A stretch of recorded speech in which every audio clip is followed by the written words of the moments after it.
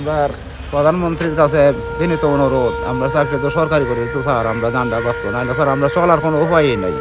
মামলা করছিলাম, মামলা স্যার 3বার ডিগ্রি পাইছি সরকারি আমরা স্কেলে দেওয়ার জন্য, কিন্তু দিতেছে না। 3বার ডিগ্রি পাইছি স্যার আমরা। কি নামে ডাকে বলেন তো মানুষ? গ্রাম পুলিশ। গ্রাম পুলিশ, তার মানে আপনারা তো পুলিশেরই অংশ না? জি। আপনাদের কর্মকাণ্ড সম্পর্কে বলেন তো আমাদেরকে, আপনারা কি কাজ করেন? আমরা কাজ করি স্যার ইউনিয়ন পরিষদে, রাত্রে থাকা লাগে, যে কোনো দুর্ঘটনা ঘটে তাদের সাথে টানা জানানি লাগে। একজন একজন করে বলেন। টানা জানানি লাগে, কোনো সবকে জানানি লাগে, চেয়ারম্যান মহোদয়কে জানানি লাগে।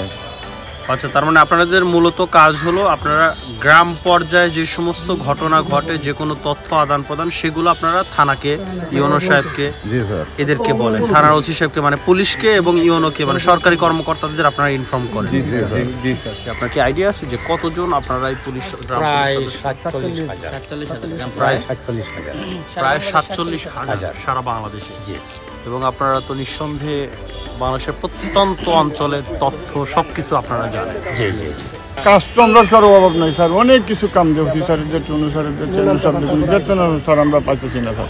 এটা যদি স্যার আপনারা একটু দেখতেন তাহলে তো আমরা জীবনটা কিছু চলতে পারতাম বলা ভাঙলে।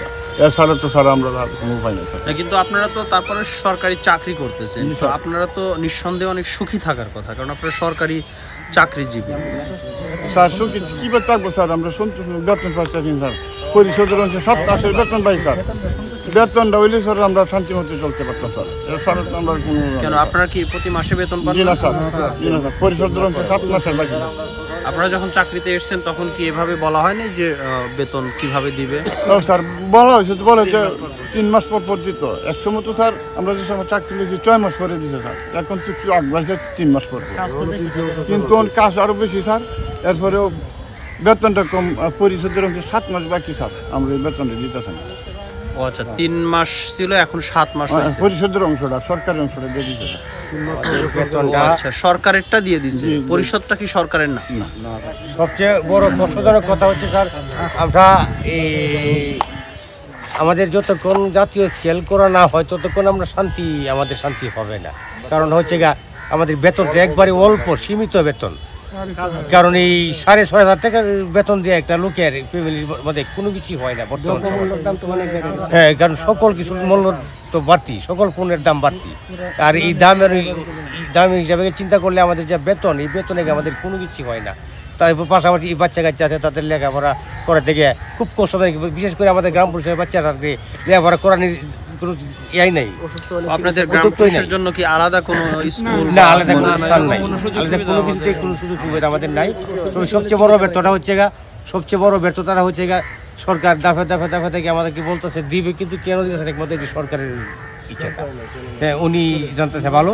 তবে আমাদেরকে যদি জাতীয় স্কেল হিসাবে স্বীকৃতি দেয় তাহলে মনে হয় মোটামুটি একটু শান্তি আমাদের। আপনি বলেন তো, আপনি যে বেতনের কথা বলতেছিলেন দুইটা ধাপে মানে একটা ধাপ হলো আমাদের যারা মহল্লাদার পদে আছে, আমরা গ্রাম পুলিশ মহল্লাদার এবং দফদার গ্রাম পুলিশ, এর মধ্যে আমরা যারা মহল্লাদার গ্রাম পুলিশ আছি আমাদের বেতনটা দেয় আপনার 6,500 টাকা। 3250 টাকা দিয়ে ইউপি অংশে এবং 3250 টাকা আসে রাজস্ব খাত থেকে সরকারি অংশে।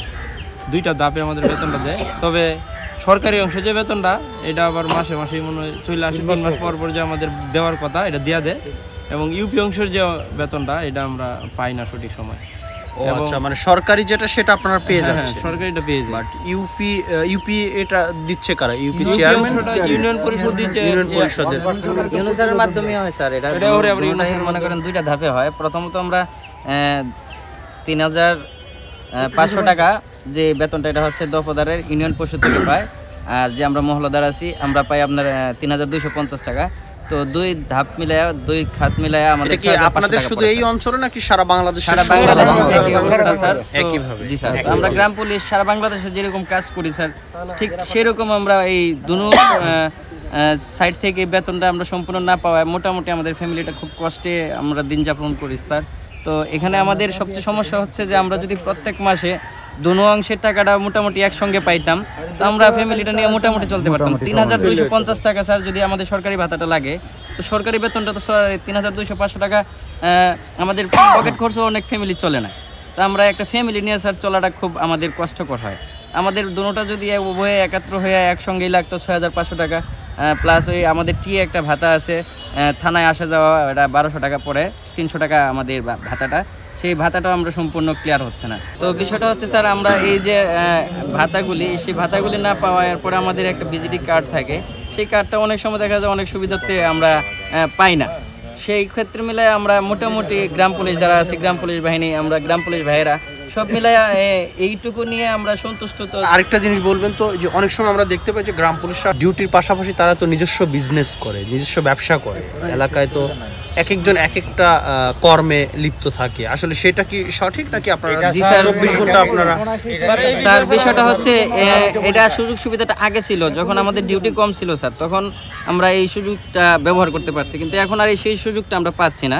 এই সুযোগটা না পাওয়ার কারণ হচ্ছে আমাদের স্টাফিক ডিউটি বর্তমানে করতে হয়, দ্বিতীয়ত রাত্রে নাইটে ডিউটি করতে হয়, রোড যেটা আপনার চুরি ডাকাতি, ছিনতাই, মাদক বা ইফটিজিং বা নানা ধরনের সমস্যায় আমরা ডিউটিতে থাকি, যে সমস্যাগুলি না হয় শৃঙ্খলা অবস্থায়, শৃঙ্খলা নিয়োজিত শৃঙ্খল থাকার জন্য সেই ব্যবস্থায় আমরা থাকি। তার মানে এক কথায় আপনারা বলতে চাচ্ছেন যে এখন আপনাদের আসলে পাশাপাশি অন্য কোনো কাজ করার সুযোগ নাই? জি স্যার। এখন আপনারা কি 24 ঘন্টা যেমন পুলিশ যেভাবে ডিউটি করে 24 ঘন্টা আপনারা ডিউটি যে কোনো সময় আপনারা ডাকতে পারেন? জি স্যার, যে কোনো সমস্যা ডাকতে পারে, তো 24 ঘন্টা সেই সময় মনে করেন আমাদের 24 ঘন্টা ডিউটি, মনে করেন তার মানে ওভারঅল কথাটা কি দাঁড়ালো? ওভারঅল কথাটা দাঁড়ালো হলো আগে যেভাবে মানুষ চলছে, যে আপনারা পাশাপাশি অন্য কোনো কাজ করতেন বিধায় চলতে পারছেন, এখন আপনাদের অন্য কোনো কাজের সুযোগ নেই জন্য আপনাদের কষ্টটা আরো বেশি হচ্ছে।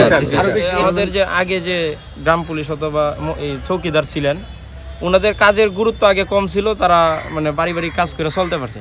এখন আমাদের কাজের গুরুত্ব বেড়ে গেছে, কিন্তু আমাদের যে অর্থনৈতিক গুরুত্ব কমে গেছে। আমরা কাজ করি বেশি, কিন্তু আমাদের অর্থ পাচ্ছি না, এই বিধায় মানে আমাদের চলতে কষ্ট হইতেছে, কিন্তু আমাদের দায়িত্বগুলো বেশি হয়ে গেছে, কিন্তু অর্থ নাই।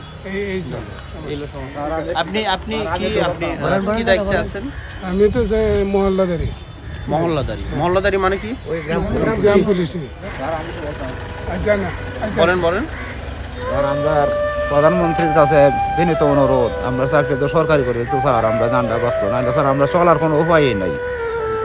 কি অনুরোধ জানাচ্ছেন বলেন? সরকারি স্কেলে নেওয়ার জন্য স্যার। কিন্তু সরকারি স্কেলে নেয়ার মতো কি আপনাদের সেই বা আপনারা কি সেটার প্রাপ্য কিনা? জি স্যার, আরও আমরা একটা এই মামলা করছিলাম, মামলা স্যার 3বার ডিগ্রি পাইছি সরকারি আমরা স্কেলে দেওয়ার জন্য, কিন্তু দিতেছে না, 3বার ডিগ্রি পাইছি স্যার আমরা। আমরা হাইকোর্টে এই বিষয় নিয়ে